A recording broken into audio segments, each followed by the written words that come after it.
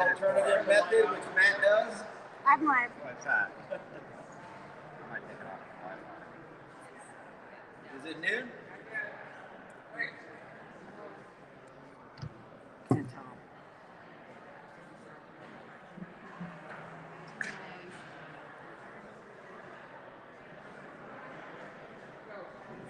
All right, it is noon Eastern Standard Time. We are currently in Detroit, Michigan at the directly across 23rd Relay American Tour.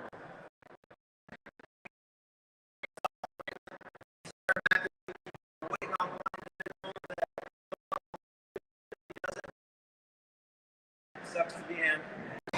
We're going to do an update of what we did a couple of times prior to this previous Reawaken, which is an update on the January civil hostage situation, as well as the investigations that are ongoing with or without a White House that is compliant, with or without a Congress that's compliant, with or without a legacy media that's going to be doing their jobs. That is why we're here, is to basically express to the independent media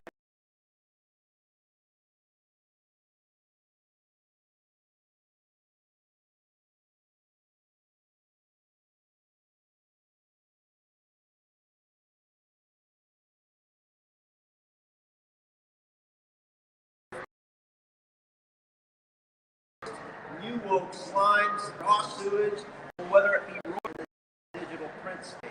Okay? So for yourselves, if you want, applause. I will. I don't know, like 30 people with their separate respective platforms. So this is what I want to get into. I want to keep this under 30 minutes. First thing I want to talk about is a little recap of the January 6th investigation, how that has impacted family members of the now approaching 1,400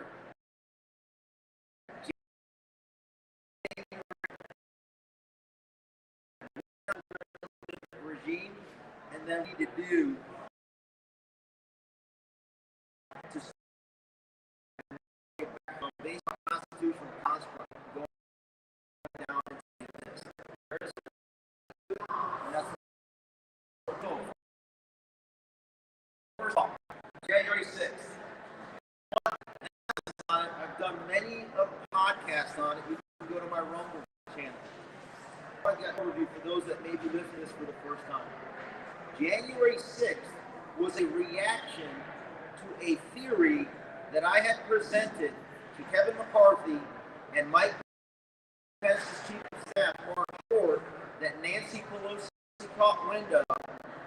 And when she caught wind of it, she then, the way that I can stop this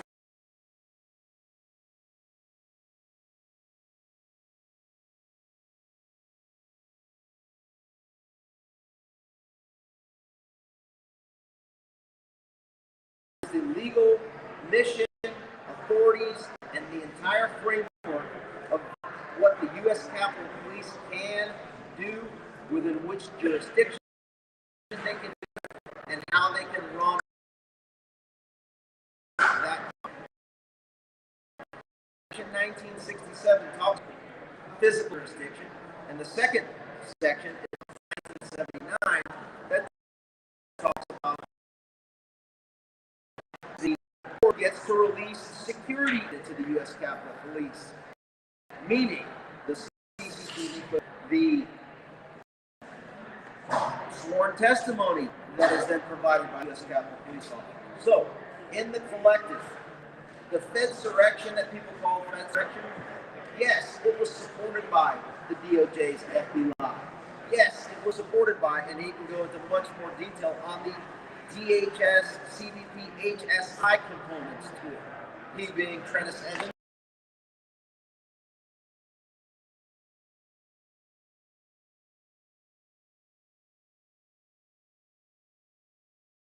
That framework.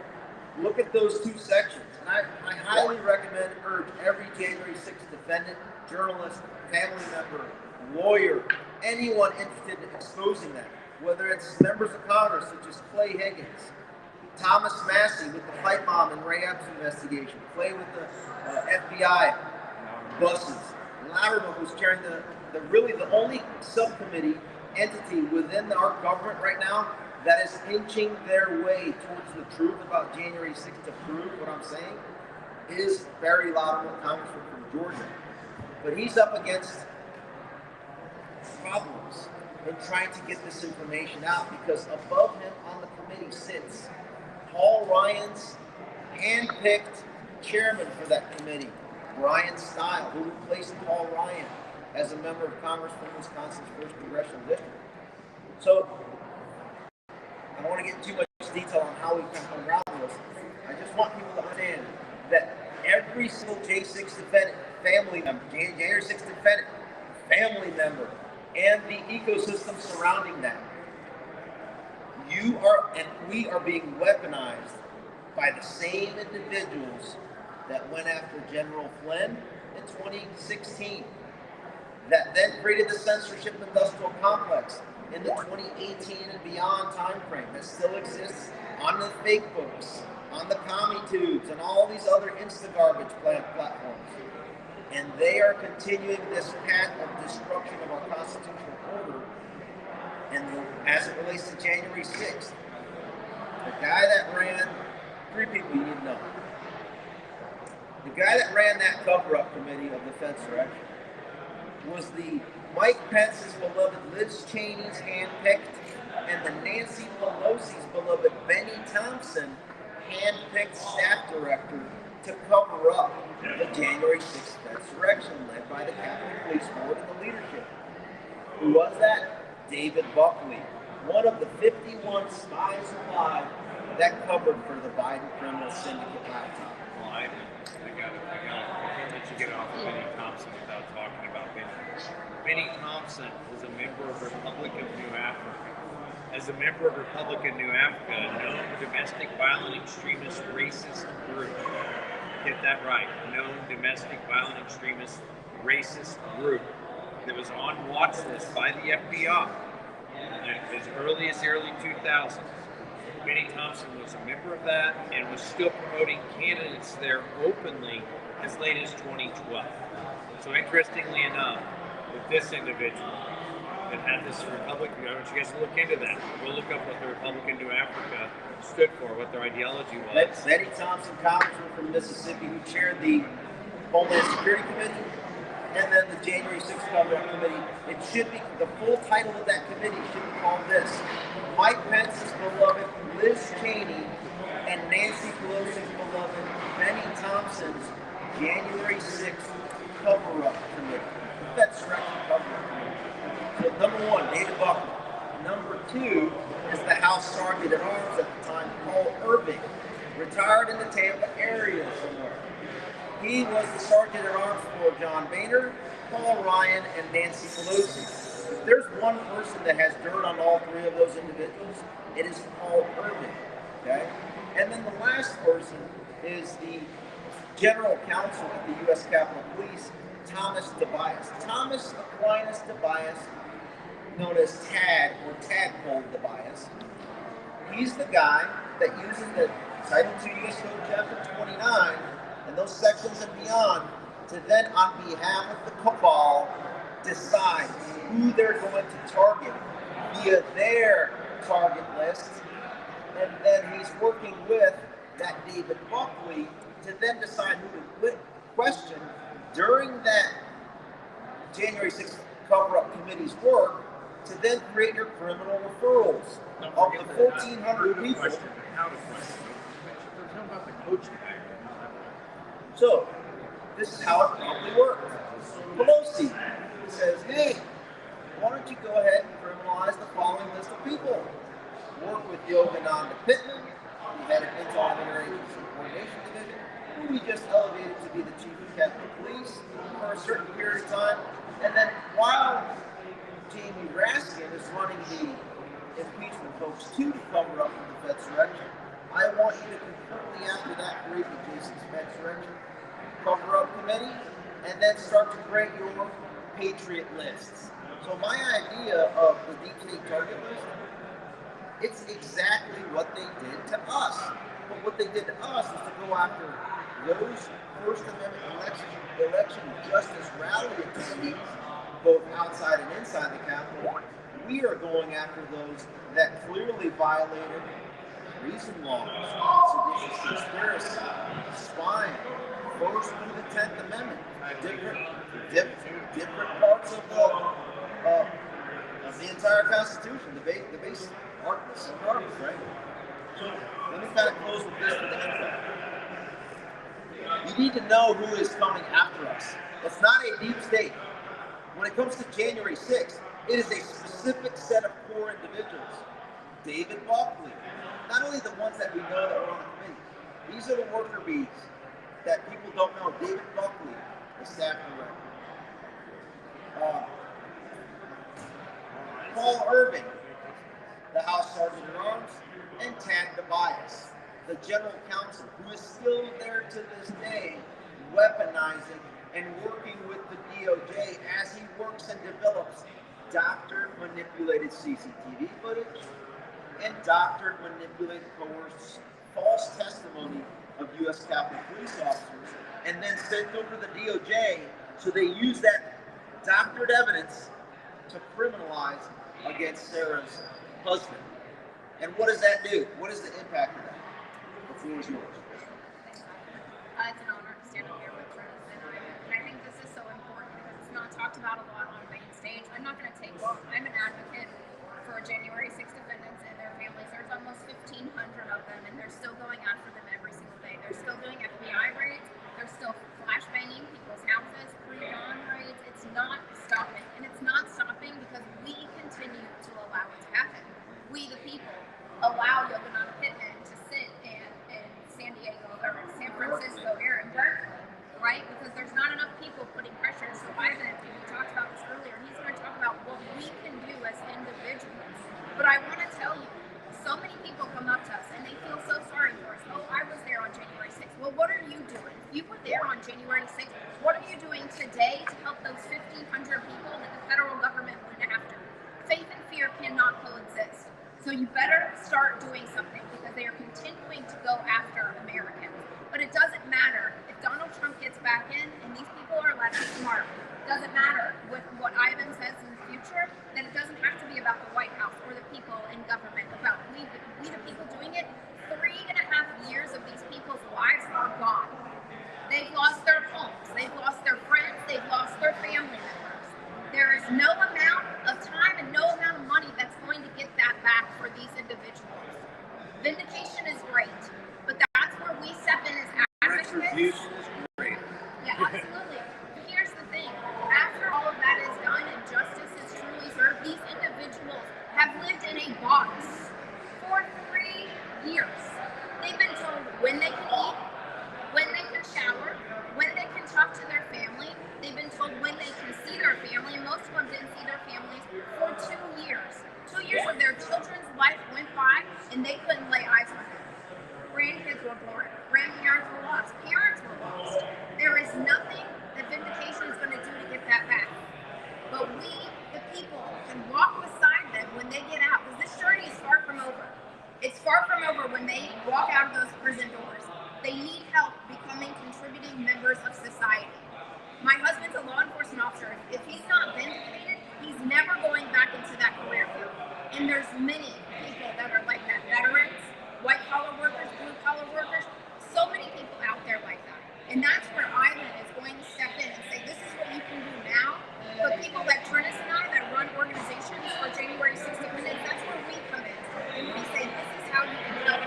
Because re-entry is going to be a big problem for the 220 individuals that are still locked up today. And then, so now we're going to thank you, Sarah. Now we're going to talk about some of the things that can be done to start to create, to off-gas the pressure that these belligerent, illegitimate actors have applied to family members and defendants, and how we turn the tide from defense to stalemate to then offense, so that they go ahead and face the eye for an eye methodology that I prefer, according to Leviticus. So one method is what Trinus actually going to break some news here today on what he's working on. Trent, what do you got going on for pushback? Before I go into pushback, I think they might be up. I think they got good. You guys I've got enough likes. We're good, right? So anyway, the reality is, okay, now like triple vax, triple max, right? Listen, you guys heard an incredible passion. So just her husband. I mean, seriously, raise your hand if you don't have a loved one, somebody in your life you care about, a mother, a father, a son, a child, somebody, and that's your person, your rock, your number one. Whoever that person is, you imagine they're going through this for 3.5 years. It's unjust, it's unfair, it's wrong, it's criminal, and it's so despicable. It is an absolute stain on our country, and we, the people, have to own this because not enough of whoever's out there listening have become active enough to get something done, push back. They go, oh shucks, well don't worry, Trump's going to get in soon. Or they, oh don't worry, God's got him, it's in God's plan. I'm going to tell you this, screw that. God expects that you get involved. That doesn't mean you get to lean on a shovel and pray for a hole. So don't get me about prayer warrioring if you're not taking action. Because God said it takes action as much as it takes prayer. So don't give me just that nonsense of don't worry, I'm praying for you. You're praying for 1,500 Americans. 78% of the people that were initially detained pre-trial with no bail were law enforcement, like Colton McAfee, and veterans of these United States. These people paid the ultimate price in some cases or put their life on the line for you. They were willing to put their life on the line for you, and you can't give something back to what we're doing? Sarah, you may get rich on January 6th. Neither am I, don't get paid. I've done this for 3 years straight for other people. Sarah knows when we got those videos together, we would hallelujah, we're going to be able to, we got the audio, we got everything together. They told, in Ronald's case, they told him, audio and video. Gary sends it to me, we get it downloaded, send it to Sarah, it's inadmissible. What? The audio exonerates her husband, but it's inadmissible from the body cam? These are the kind of atrocities I'm talking about. This is an example of using Sarah. Because Sarah and I've known Sarah since 20 The reason why it's inadmissible because it runs counter to the false testimony that was already coerced and compelled from those U.S. Capitol police officers or MPD officers before it was sent to the DOJ for prosecution. Well, and what if they hid behind the scenes? There's so much more. Like Ivan, I said, we get down here and do some stuff with you guys. The counterterrorism unit, the HSI, Homeland Security guys, when we broke that in the Proud Boys case, I want you guys to remember something. A lot of people never got this because I was head down in trial and I wasn't coming to events and these events for a while. We were head down on that. And I want you to remember this. We exposed over 40 agents that were previously undisclosed to defense counsel. Okay? That was 13 MPD, 8 officers from the Special Narcotics Unit. And some of you have seen the video of them urging people to go, go, go, get in there, go. And then what about the other people? Well, that's what they sealed under national security. Judge Kelly sealed them. And it's far worse than that. 13,955 lines of communication came out. An FBI agent failed to strut something. We got access to that. We read it. After the syntax and line breaks and removals, we got 6,000 plus usable lines of communication. And we saw 5 of us. We saw who was talking at NSA. And we saw what level this occurred at. And we started talking about it in the media. One piece of it got out, and then the judge immediately shut it down and ordered anyone in possession of it in violation of national security. The following day, Laura Logan reported on this. I dropped the story with her. She reported on it, and that was it. It was done. And no one's ever touched it again. Thank God some of us have photographic memories and I can regurgitate those. So, anyway, I'm going to go back to this. So here we go. What can you do, right? Besides, okay, I don't want to know. I'm tired of throwing the remote at the TV. I'm tired of kicking the refrigerator and saying this is crap. Right? I'm tired of getting mad outside cussing at the moon. There is something you can do. You can get engaged. You can get involved. Get behind these organizations and people that are doing something. Or, what would be even better? You could start filing cases. Gosh, I don't know how to file cases. How many of you guys know my legal work and what I do? I'm not a lawyer. I'm not trying to pretend to be a lawyer. But I'm going to tell you about these legal work I'm saying.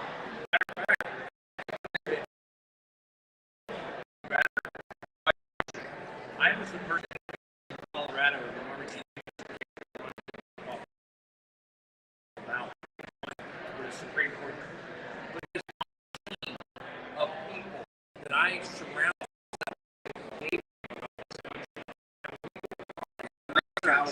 we investigated people in the church palace and other great that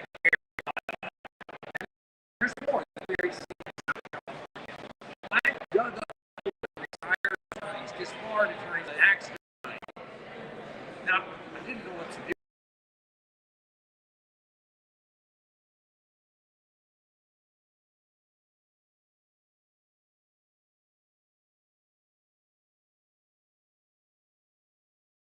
Now a new Supreme Court filing against what happened to Donald Trump in New York. Nice. So I'll leave some copies of this around for you guys and let you see that. This was my idea. I learned enough about the law and the justice that happened to people like Holden Mack and the Proud Boys and the Oath Keepers and other people that I helped. In 3 years' time, I turned that education into a useful tool. But it didn't happen by sitting at home and throwing the remote. It happened because I got active and got involved. And that's why we are where we are today, making this kind of action happen. How many attorneys do you think have the canonies to go file this thing? I filed. Probably less than a handful. Why? Because they'll get disbarred. They'll get sanctioned. That's what they do to conservative attorneys now. We've seen it. So guess what?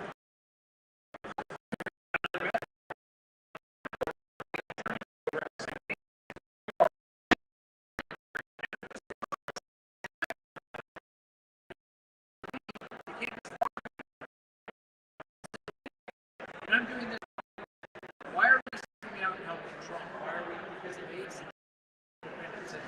Isn't this our country? And they're trying to want to have a chance to vote off the ballot. No, if I may go quick first. Oh, you're not done yet.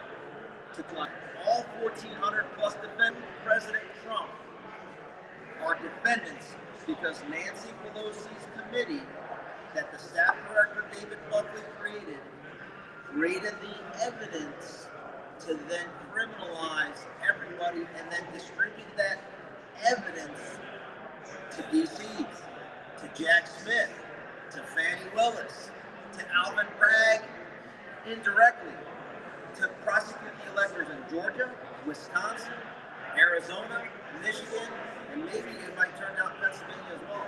Why? Because those are the people that already know and are fighting to expose the illegal 2020 election. That's why everybody showed up on January 6th. This is all an entire op, and it's all interconnected. I got news for you. That list he just came, I'm coming for you, and so is the rest of America. We're tired of your crap. We're tired of this. The lawfare and the excuses and the attacks. I don't care what you do to me. I'm past that point. You already put my 13-year-old son in gunpoint. You got trigger-happy people ginned up, calling me a domestic terrorist and telling them that we beat people to death on January 6th with a fire extinguisher. And then laid poor Brian Sicknick in the state. Made it look patsy of your ridiculous movement and ideology to impeach Trump. And who are some of those people? Let's see, the Norm Isaac, the people that work with Crew, the organizations, the Open Society organizations. You mean to tell me that Pelosi and all those people didn't know that Brian Sicknick was never bludgeoned with a fire extinguisher? That there was no physical indication of any damage? But yet we have the same coroner that told you the results of George Floyd, was there for you, Brian Sicknick? The hell did you get from over here to over here, states away, making decisions about this in Roseanne Portland? What's wrong with that picture? But guess what? When Michael Sherwood promised you sharp and all, people that came before, when they brought Dan Tawno over from Michigan, just before January 6th, after the little Fed insurrection operation that they ran on the Michigan militia, the Herschel, and what they did in the government. All of these players, it just can't be. It's just an awful big coincidence. We see your conspiracy. We know what you've done. We know the lies, and I'm telling you where this is going. And you're getting a preview into where it's coming from. It's coming from the heart of America. It's coming from the pissed off patriot. It's coming from the mother and the wife and the people that are hurting. It's coming from the people that you put my kid at gunpoint. We're coming for you. We're coming for you in the courts. We're going to come for you legally. I want to make sure you get justice in the same fair courts we got it in. I want to make sure that good men and women, Christians in this country, get to sit and preside as jurors over these trials. That's in judges. That's where we need to be as America. And we will hold people in. You set a bar now. You said that this is what could be done in New York. So the Supreme Court either answers this and stops Trump's deal, or you're going to have to stop my action in Texas when we're in Throckmorton, Texas. And you want to talk about, they like to think we're all hillbillies, we're redneck tow truck drivers, and all we want to do is kill them. That's absurd. I have never seen a more peaceful group of people that advocate for peaceful action, legal peaceful action and solution. We have that ability. Don't push it too far. Okay, now, excellent. Thanks, Chris. What else can we do? That's the legal aspect that you can take on yourselves. If you want advice, I'm going to throw him under the bus. He's going to give you his contact information to be able to advise and guide you through on how to go through the pro se route. I'm happy. I will also. So I'll just forward it right on. I was just going to, you beat me to it. But I also will provide you my information so that we can come up with strategies on how to push back. The other component, which a lot of people don't realize, just like what they did to us, and I'm going to remind folks, what did they do to us? Well, let me give some examples. Do you remember when there was an older gentleman in Florida, in Ron DeSantis' state, that was live streamed, swatted, raided, armed robbery, burglary victim, and a victim of, anybody remember that? Roger Stone was a victim of all that at the hands of America's #1 domestic terrorist organization, FBI. Okay? Number two, who else was kidnapped? Peter Navarro was kidnapped at an airport. Who was the victim of armed robbery in a Hardee's parking lot? Mike Lindell. Exactly, Mike Lindell. Scott Perry, at the time, the House Freedom Caucus chairman. What's the common thread with all of this? January 6th, right? FBI. Who's behind it? I already named the names. Let me say them again. David Buckley, the Benny Thompsons, the Liz Cheneys of the world, right? Jamie Raskin, people. So, there's a lot of people. I got a deep fake target list.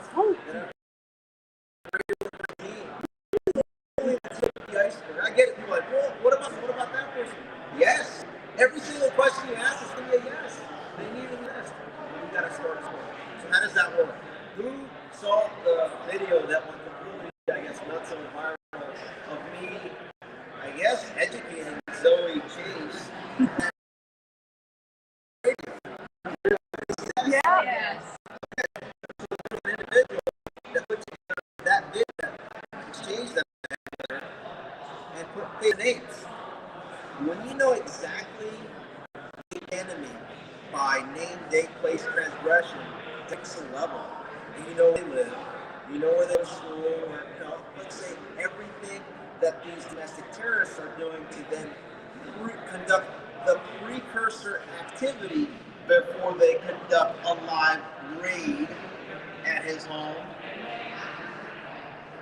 her home. What is that precursor activity? That's called doing a little investigative work. That's what we're involved in. So as we then take that investigative work, like I said at the beginning, with or without a White House, with or without a Congress, with or without a judiciary at the federal level, we are going to guarantee consequences, also known as accountability, also known as retribution. How do that? Well, we have this thing called the Constitution.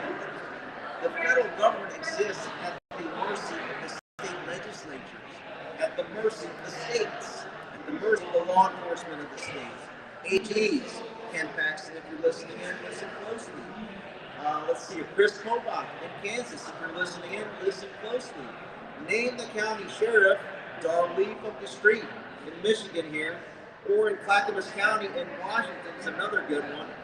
Multiply that by every single red county in the country. There's probably over 2,500 counties where there's a, quote, red sheriff. And if they're not red enough, then you might want to remove and replace them with somebody that is willing, ready, and able to do exactly what Alvin Bragg in the DA's office is doing, and that sheriff needs to work with that DA in the red counties. So that's what they just did. Bonnie Willis. Well, what they did is a civil conspiracy in a RICO that Ivan and I have been talking about, so I don't know how much of that is. You want to go on that? Touch on it real quick. Touch on it. So I don't know how many of you are familiar with civil conspiracy, civil RICO. So Yeah, go ahead. We've been putting together a list. Ivan has a list. I have a list. There's other people have been working on this list. We have a flow chart. We know who talked to who. We have communication dates, times. We have communications themselves. And not only that, Reverse. FISA works both ways. yeah, this is a You beautiful spy version. on us. The technical capability is there for that data to be had by others. Well, it's amazing what happens when people start squirming. When you talk about this and you watch communications and where they go. So it's called a trap. They've already been in. So a lot of them had their hand right back in the cookie jar covering their tracks. You get into open society organizations. George Soros founded organizations. And I know Georgie Boy gets a lot of attention, right? So if you were an attorney working society organization like Crew or some of these others, maybe, just for examples, and you were working for them and you communicated with certain people about what you knew was illegal activity or what they knew was illegal activity, crimes ongoing or future crimes, you only have ACP or attorney-client privilege, right, when you're talking about a crime you may have committed. You don't have privilege for crimes you're going to commit or in the midst of committing. So what's wrong with that? So what happens when we get to have the legal communications between these individuals that represented those organizations that then serve to do impeachments, that then serve to take on roles in bureaucracies, and then serve in government? Well, it's interesting that none of that's protected. None of it's privileged, and we get to see it all. Civil rules of discovery are going to be a hell of a ride for us. Stay tuned for what's coming next. And to finally close, this is the big one. And I know most of you here have heard it. The person, the one individual in the entire planet that has the most evidence to prove to what you talked about, the jury pool. To the jury pool that you are helping us to get to. The 30 people that are here or so, on your live streams, on your recordings, as you push this out. The one person sitting on the biggest trove of evidence to release to the whole world of this seditious conspiracy dating back to 2016, the targeting of General Flynn, George Papadopoulos, Carter Page, Paul Manafort, Roger Stone, President Trump, the entire apparatus was involved in that organization.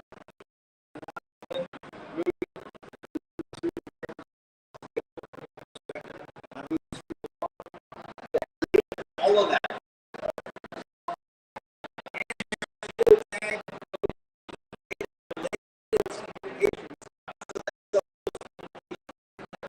The county that you live in. Name the county that you live in, so that you can present that to your DA, sheriff, AG.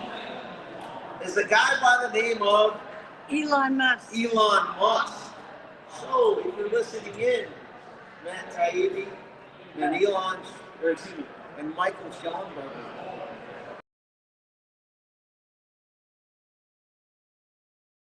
FBI, the CIA. At this point in time, you need to match the deep state target list, mine, yours, see who has a Twitter account, take their entire direct message content, the GPS location, geotags data of those communications, and then let's line it up with the sheriffs that are clamoring, with the DAs that are clamoring, with the constituents that are clamoring that will be the jury pool to then present that at either a civil action or a criminal action to then hold these people to maximum account. And at the state level, some states have something called capital punishment. It would be so glorious for punishment to go from the O spelling to the A spelling in Kansas, in Florida. The list goes on as we start the retro. I think what I've been Questions? saying, I gotta go one more. What I've been saying, you took $1,500, right? And now you took one more, Trump, and also I think that was one too many for a lot of people, right? So what we're saying is, when you did that with a handful of counties and a few federal districts, what do you think's happening when we exercise thousands of counties, DAs, and hold accountable those people? Start that process. How many guys?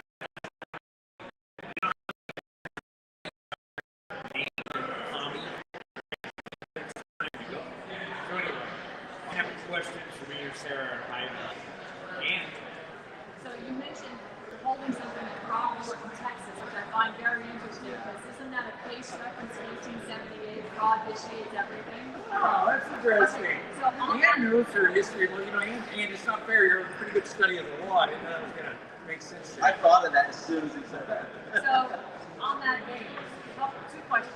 One, have you all done your homework on the sheriffs that you believe will be standing with the people to make arrests based on the evidence that hopefully says that Elon Musk?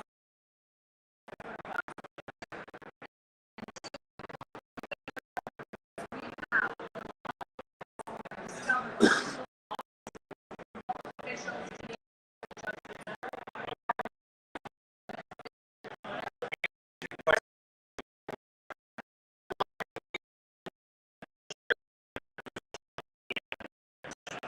Well, and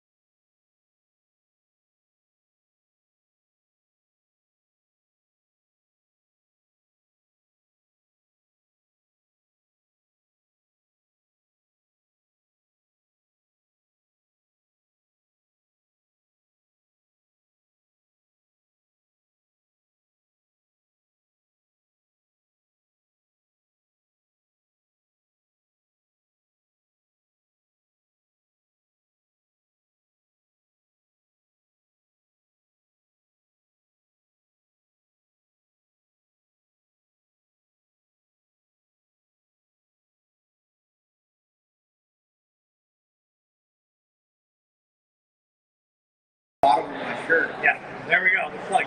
We're gonna get my Fool around and find out. You know, yeah, I know. So, so here we go. Here's what I'm gonna give you this last part. I'm gonna tell you right now. So by using the law and what we're doing and these efforts, I urge my people out there that say, I hear the saber rattling, I hear the frustration. Listen, folks, this is not as bad as you think it is. It's bad, but we're not in a free fall. We have started to come back up through this process because we figured out how to fight back. So for the saber rattling crowd out there and those guys, we have a lot of constitutional runway left. Okay, 100%. And look, as tough as there's a lot of men out there, a lot of veterans, a lot of people that would, if we came to it, would do things to stand up and save the country from an absolute dire situation. We're not there yet. We're in a dire situation where we vote. We're in a dire situation. But we're not stopping you from preparing for that. But yeah, no. Yeah, no. I'm just saying you may be prepared for anything. I would always prepare for the worst case scenario. I'm back in the run with an umbrella on a sunny day. Yeah. But more importantly, I like to remind people out there, guys like me and I, by using the law, are protecting you from the wrath of the Sarah Maccabees. I'm going to tell you, I've been around these people, and I've heard the passion. That's a wrap. You better hope that I get you in the courts. Yeah, motivation. Sarah and what's going on with Mickey Whithoff and all the other Jason's families, it continues to motivate me. I'm embarrassed watching the movie, right? Or just watching what's going on. I'm embarrassed that I am allowing this to happen. And so I have to step out of my comfort zone of being retired to basically get in the fight and say, you know what? This is unacceptable. It is absolutely unacceptable. Just like I said in the movie with General Flynn, when it's unacceptable to me, you weaponize me against you. That's exactly the same thing that they did now against you, and now you're about to foul. And if you want to find out exactly what I think they plan on doing from now through November into January 2025, and what the strategy needs to be to counter that, at 2:30, I'll be saying that page. And if you guys have any more questions, you can stick around for a couple more minutes. Sorry, can you give an update on your husband? I got here a little bit late. How are him? He's okay, one day at a time for sure. He's serving his time in Minnesota. We're from Tennessee. There's supposed to be a 500-mile rule. He's 800 miles away from home. He was sentenced in February to 70 months. He was found guilty of all charges back in October. Is there going to be a pill? Yeah, we're going through the appeals process, but unfortunately that's a much longer process than what we had to endure of 26 months pre-trial. So he will serve the rest of his time should nothing happen. He'll get out on August 26. Until Trump gets in office, it'll be a much sooner. Praying for you. Last one. Last question. Thank you. All right. Thanks, guys. Thank Appreciate you. it. Thank you. Thank you.